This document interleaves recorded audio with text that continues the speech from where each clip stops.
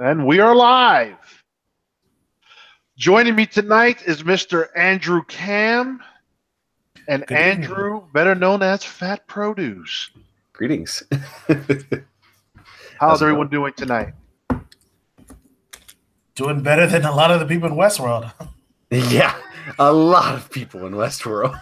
Well, this episode didn't have a lot of death. It was repeat death of the same few white folks, but other than that, it's really more of an emotional roller coaster ride. Yeah. At least that's how I interpreted this episode. Same here. It was very cool how they managed to introduce a character that we've seen before, yet be an entirely new character and integral. And I think they handled it pretty well. Gee, where did we get this title from? But no, I like the meaning behind the title. That's true. Hold on. What was the title for this again? Mikante ye ya yi, which translates "Take my heart when you go." Oh, okay. Yeah, it's true. And like he used the one phrase with, I want to say, I'm calling it now. If Disney ever does Pocahontas, I think they found her just in this episode. Yeah. I saw someone tweet that as well, and I was like, man, yeah, this girl would be perfect for that. Like, I don't know why. A live action movie of Disney's going to find a way to make money on everything, so they're going to do a live action version of everything. When they do, what they do. Yeah. When they do, as long as they do it within the next 5 years, this girl's going to be Pocahontas. Yeah, I could really see it. They really nailed that feel with it. So, yeah. Man. Well, boy, we had some crazy timelines that we had to deal with this episode too, to keep track of, which is pretty fun. Really? Please elaborate, because I didn't really notice timelines. I just noticed we went back in the past. Mm-hmm. And I guess it was more of a stretch. Yeah, it's a stretch, but even still, I like how the two worker guys assumed, I can't pronounce his name, and I'm not going to try. The leader of the Indian folks, and he went. Again, I'm not trying to pronounce that. He went and he searched the whole facility to find his Pocahontas, Kahuna, something of that nature. And he realizes, like, yo, wake up. Why won't you wake up? If he would have had that Maeve power, she would have woke up. It's true. It's true. Well, it's interesting, too, because he's able to, at the end of the episode, he's able to actually communicate to her. So how much power does he have? Or does he know he has? It wasn't him. She was communicating with him. It was Maeve communicating to him. Oh, okay. And her picking up on it. Like, yeah, she's like, she ate the mushroom and her powers are just like way stronger now. Yeah. Now I honestly feel she is. See, which one of you did you guys watch the preview for next week? Mm-hmm. Yeah. Ford's in that episode again. Or we get an assumption it's Ford, but it could be Bernard sitting next to her. We don't know, because Bernard is Ford and Ford is Bernard. Yeah, that my money's on it being Ford puppeting Bernard. Yeah. I could believe that too. I think that's what's going to happen, and Maeve is going to be able to sense him there, and that's what's happening. Ooh, I'm really excited to see some Maeve and Ford conversations going. Well, I like the conversation between Ford and the leader. Yeah. And, it's funny you mentioned that, because going back to your point about like the timelines, if you think about it, this actually was a timeline over the entire 30-year period. It's just that we were focused on one character, so it didn't seem as much. But like, you see the little stages, like you go all the way back to when Dolores killed Bernard. You go to him discovering the door, and then it's actually like years later when he goes back and realizes that the door has been covered up, that whole facility has been like terraformed or covered or whatever. And then you see him losing out on Kahana. You see him spending several years until the incident happens when Dolores kills Ford, and that's what unlocks him and says, all right, it's time for us to go and get the tribe and rediscover the door somewhere, whatever that leads to. So it's pretty interesting Now, how they did it. let me ask you guys this. Because remember, Ford says, I will leave you a special message. And we've seen him searching for, but we don't see if he found anything. Do you think is that little girl the message? Maybe. I mean, I'm struggling to think what the message would be through her. Me too. I remember you saying last week she was the key, that she could be the key. If she's... the only thing I can think of being the key as is a Battlestar Galactica sort of situation of like some sort of biological birth, but I don't see how that happens in this story. Yeah, it's already weird how they do what they do. But it's like, what did Ford leave Homie? I think we haven't figured it out yet, but it's a message on how to rediscover and enter whatever that was that he found, the door or whatever. Now, let me ask you this. Do you think that very first time he found that whatever was being done could be where Dolores is trying to get to? Could it be by the valley of wherever the hell they're trying to get, the valley of the death? Well, keep in mind, they did say that he did insinuate that they've got to find the door before Dolores destroys everything. Yeah. And everyone. So, yeah. That particular spot looked like an energy grid. I'm pretty sure like it's the same place that they go in the Valley Beyond. And like he said, like they call Dolores the Deathbringer or something like that. And he says before the Deathbringer dooms us all. So I think Dolores' plan is to do something there. And you notice like next week we see some of the Ghost Nation people being killed by Dolores' forces. So it wouldn't surprise me if like it's like a race for them to get there and get out before she does. I'm gonna make a deathly prediction. I think Dolores is gonna bite it at the end of the season, based off of the way the story seems to be going. That's my call. It's not. It could very well be wrong, but I don't know. That's the vibes I'm getting right now. I wouldn't be shocked. I mean, she is the harbinger of death. Yeah, I know. Whew, full on Empire with her, you know. But, I mean, the end game is like, dude, where are they going with this season? It's like, I don't think this season's going to be fully resolved.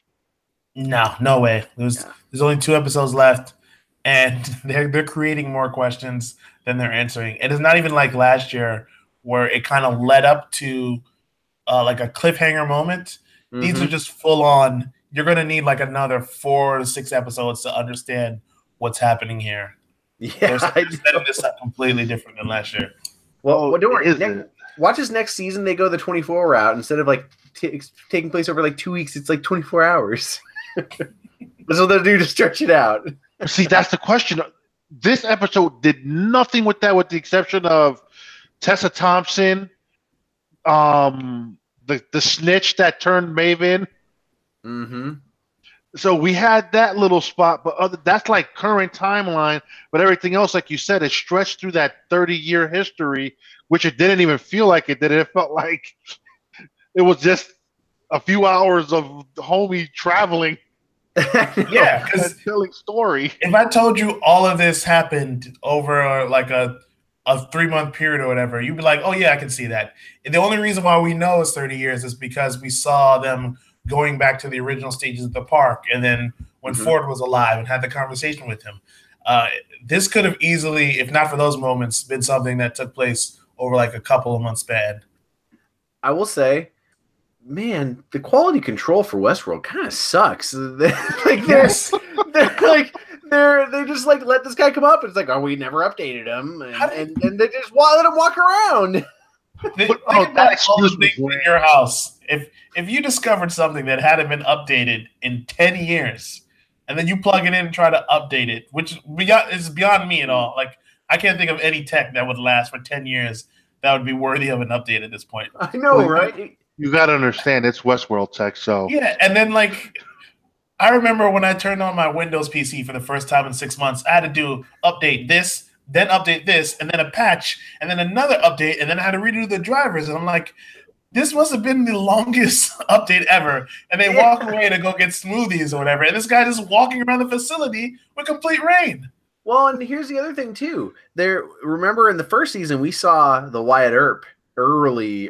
He was like the second one ever made. I'm pretty sure, and like how he was really mechanical and everything. And I mean, conceivably, this character, the head chief of the Native American tribes of the Sioux, he's almost as old, but he is a significant leap ahead in technology, even though he's old software-wise. Though they also updated him, and it didn't really change him at all, it seems like. Except the question is, did they update him? Because in the middle of that update, he woke up and walked down and found his woman.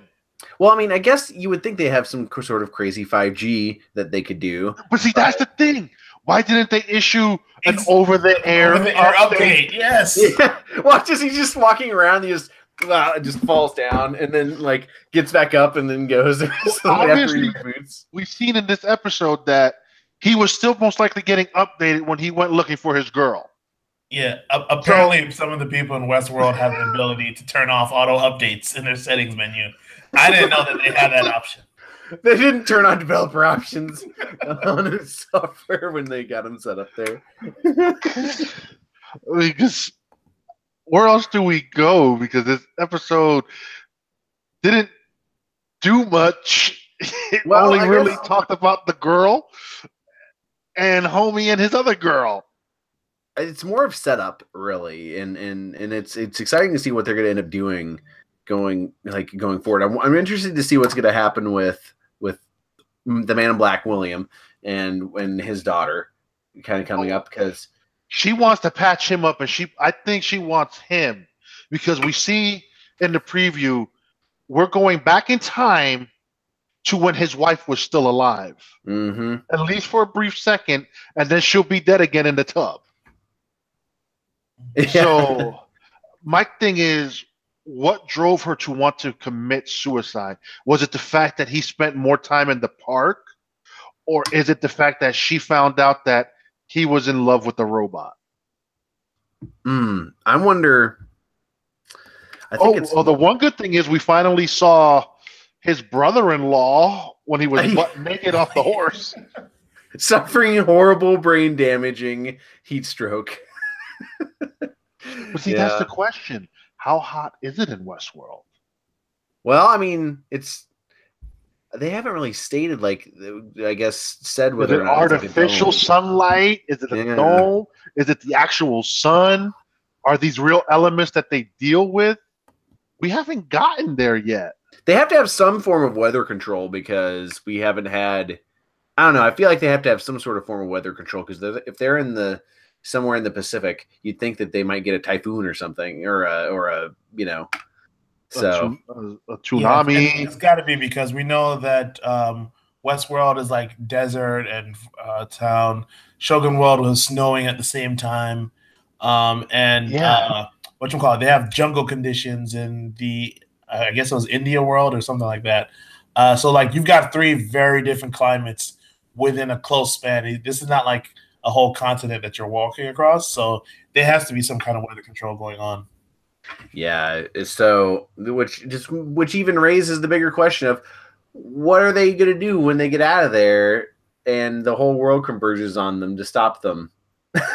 So I mean, that's the big question of the whole series. So yeah, Dolores hasn't planned that far, because there ain't enough androids to go up against the military of whoever's waiting on the other side if they choose to. Yeah, I don't know. It's exciting. We got how many episodes left in the season? Two episodes left. Man, that's a lot. Yeah, I really don't think that they're going to tie it up all neatly. It's going to be some sort of cliffhanger, which is fun as long as they pull it off. Well, I'm excited. I'm just excited to see where our characters are going to end up this next episode, because it's going to put all the pieces in place, I feel like. Like I said, we know we're going to get the Man in Black. He looks like at one point he wants to pull the trigger because he has his gun to his head. Mm-hmm. And I think his torture from his daughter is going to be him having to relive certain events that he probably doesn't want to relive. Yeah. Because that could be his biggest downfall, the fact that his wife committed suicide.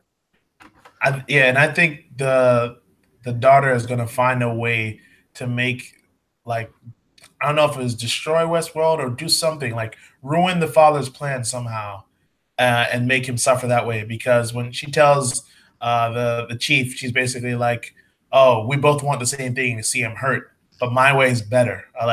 So she's gonna do something big. She wants him to survive so he can actually see his plan not coming together.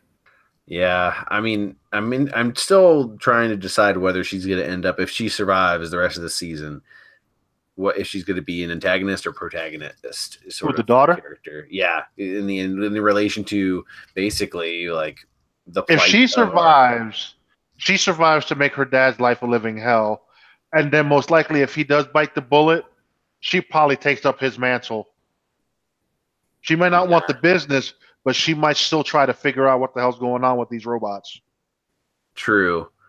Oh man. Well, and so yeah. How does she even find him? Magic plot. Her plot compass works really well. Her plot compass was built by the finest smiths. I mean, she had his horse. I mean, really, how would she have known to go to Ghost Nation and then how to find Ghost Nation? Well, especially because she ran away from Ghost Nation earlier. Oh yes, no, she didn't run away. I think they let. Yeah, because when they spotted the trap, she spotted it before everybody else, and then they rode away. Well, yeah, because she was taken captive with the security guy, and they thought that they were gonna kill. They thought that they were all gonna get killed, and it turns out she got away, and then they just disappeared and let them go. Like it was with the security guy and that married couple that we saw from the first season. Yeah, so I don't know. They left that kind of nebulous, and I mean, well, the one thing about Westworld is it might not get tied up this season, but they'll find a way to tie it up next season. Kind of what they did with Elsie and the Helmsworth brother this season. Yeah, and yeah, I'm wondering how long they can go without being out of the park. And then once they're out of the park, where can you go from there? So I don't know. I'm interested to see where they're taking this because it's pretty fun. It's a pretty fun ride. That's the $1 million question. Dolores wants out probably to go to Bernard's house. Yeah, and to murder as many people as possible. We still got to see how Teddy's going to go. Yeah, Teddy's supposed to die either. I don't think it's next week, but it's got to be in the next 2 episodes. His trailer. Next week we see him. They're doing something with his eyes, but that could be when he was first coming online. Oh yeah, that's true. So, well, you know what? Then if they show his coming, like his birthday, lack of a better term, him coming online for the first time, that's got to be the episode that he bites the dust, I feel like, because then they just pull it from the beginning and pull it first full circle based off of how these people have kind of done things. Again, if he's biting the dust, half of Dolores' team is going to bite the dust. I mean, they kind of already have. Like, we lost the girl who went and blew up the Crucible, the library. Yeah. I mean, she was one of the early ones that we recognized. So, and we lost the girl who used to be in the brothel.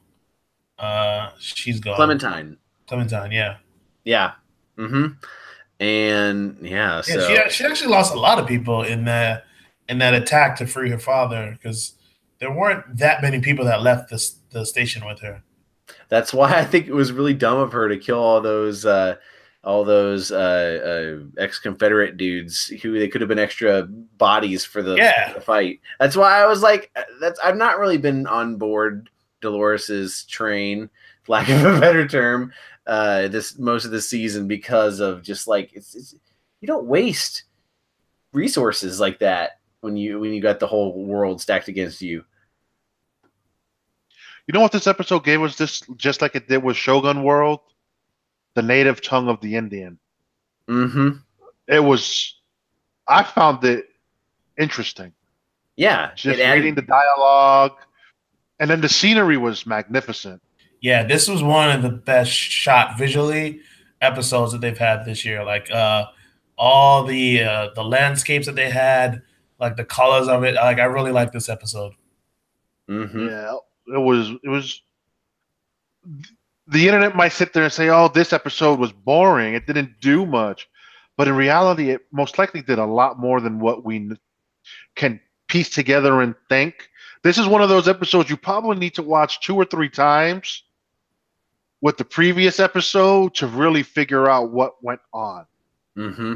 Yeah, I think the people who choose to like binge watch at the end of the year, they're the ones that are really going to benefit this because it's going to be so close in their mind from this episode to episode 9 and then episode 10. And I have a feeling all three of those are just going to link together so well. Yep. Because Agreed. I think by the end of next week we get the drowning. Yeah, I think. Well, I mean, It has to tie up next week, so episode 10 sets up season 3. Yeah, I was gonna say basically like Game of Thrones formula. The season finale, because then it's like, well, shit, where are we going with season 3?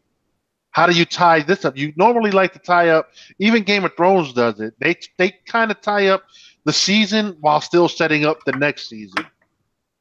Mm-hmm. That's the one thing HBO does well with all their shows. Mm-hmm. Yeah. So byproduct of that with Game of Thrones has been the second to last episode has usually been the better episode than the finale.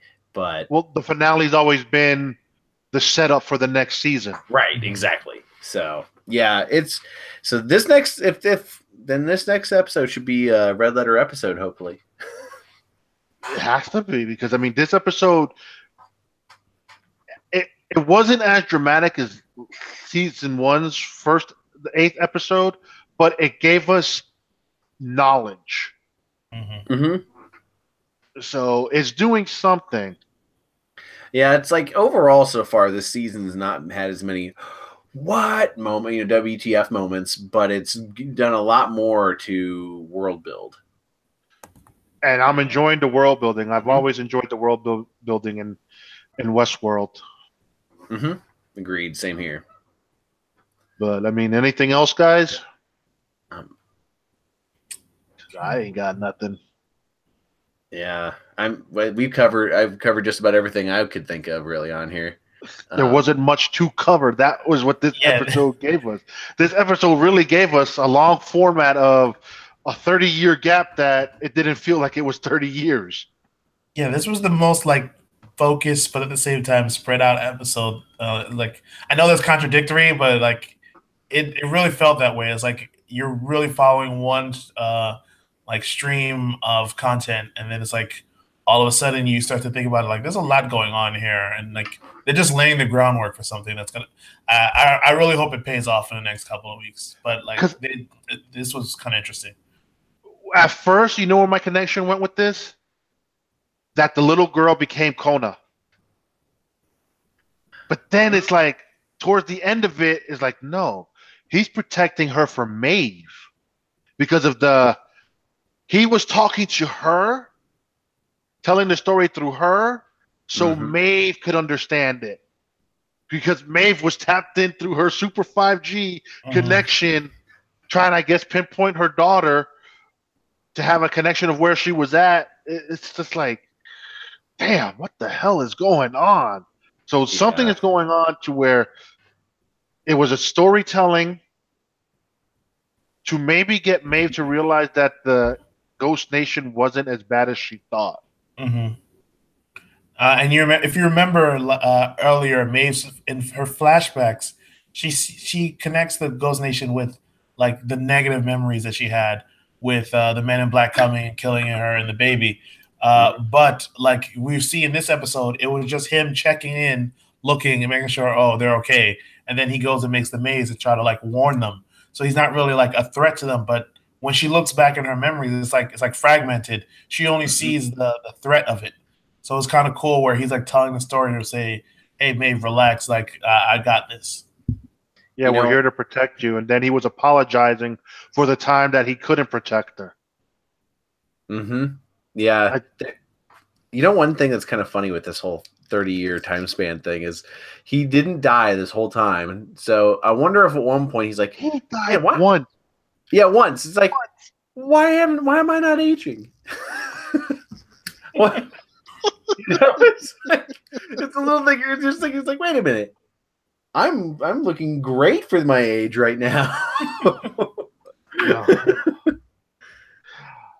This is unrelated to Westworld news, but I'm pretty sure some of you guys out on the internet will enjoy this. Michael J. Fox announced Back to the Future 4 on his Facebook page yesterday. No way. That it was secretly filming last summer, and he will announce the date within the coming days. No, man. No. Now I'm saying that it's not happening. It's too good to be true. Yeah, I saw that. I was like, they said that he posted a photo with Doc and the girl that played his mom, and people edited it, and the photo went viral. But he said it's actually not happening. Oh, damn it! I thought it was real. Yeah, I know. I was like, no, that can't be. But oh man, that would be interesting. I don't know if Michael J. Fox would be able to. I don't know anything about his current condition. So Well, he did well acting wise. I want to say the last 4 episodes of Designated Survivor. Oh, really? Yeah. I mean, I think he could. I think if he could do it through anything, he could probably do it through a film. But I mean, it's just one of those things where I don't know how far it's progressed. Right, and I don't think that he would be comfortable doing like a series like, that would be a little bit. I don't know. I can't speak for him, but you would think it would put a lot of strain on him. Mm-hmm. So probably, but I guess we can wrap up. Where could the good folks find you, Mr. Andrew? Which one? You. Oh, me. Okay. They can find me at Fat Produce on Twitter and on Instagram. Also on Twitch. Also, you can catch our Juan Bagnell and mine's Geek Book Club towards the end of each month. You can find us at Facebook, Twitter, and Instagram as well there. And how about you, Mr. Andrew? You can find me on Twitter at Andrew Cam, and that's KAM. That's pretty much where I am most of the day if I'm not working. Or now that the World Cup's coming up, that's probably where I'll be 24 hours a day, pretty much. And you can find me on Twitter at Bored All Day. Nice. Until next week, guys, we're out.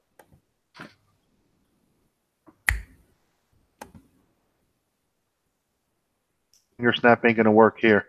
We don't have the Thanos power.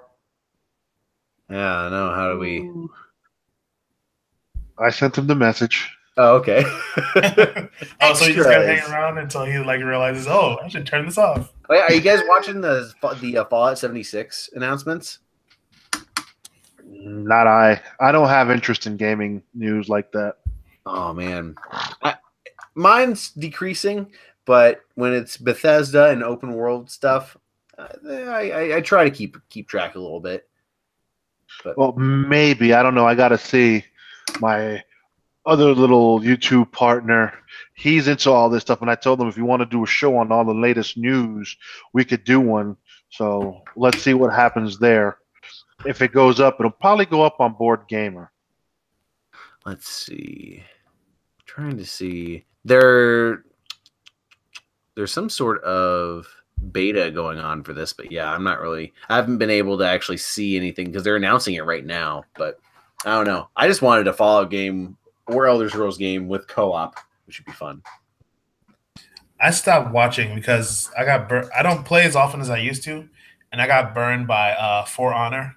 I thought that was going to be the greatest game ever, and then when it came out, if you weren't grinding to discover all those glitches that first week, you never had a chance to enjoy that game. Yeah. Oh, well, it's for me. I've been a big proponent for playing a bunch of the old games. Earlier today, I was playing some Oblivion, Elder Scrolls 4, and talking to characters whose faces look like potatoes. or they're like, "Oh no!" and their just faces just like, Oh god, it's an old game, but they're fun, and I've already paid for them once. Oh man, yeah. Let's see. I sent them a message on WhatsApp. He's not gonna answer that. Yeah. Next week will be the cinema. Done. Stop the Sex recording. We got to keep going to give the people content. Like, that's right. Turn this off, man. All right, hey, what phones you guys using? Quick question.